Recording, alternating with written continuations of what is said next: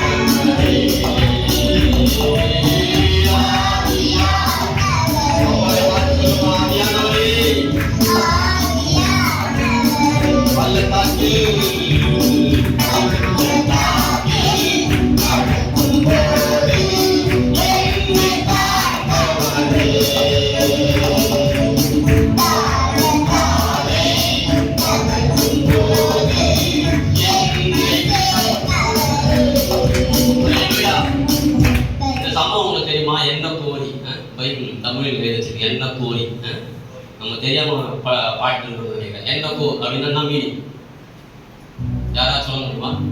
என்ன கோரி அது தமிழ். ஆனா உண்மையான வார்த்தை என்னன்னா என்ஹகோர். இங்கிலீஷ்ல எழுதி வச்சிருக்காங்கல்ல, அதுதான் உண்மையான வார்த்தை.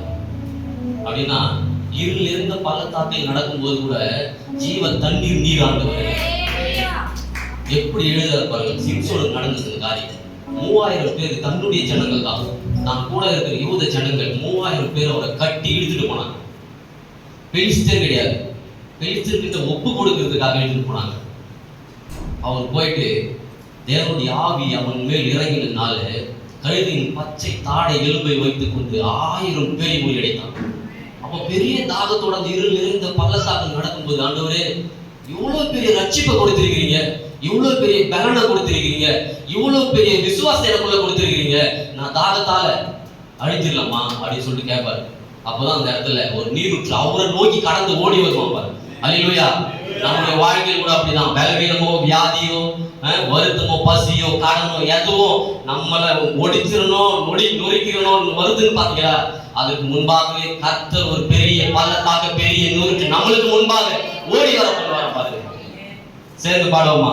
இருள் நிறைந்த பள்ளத்தாக்கு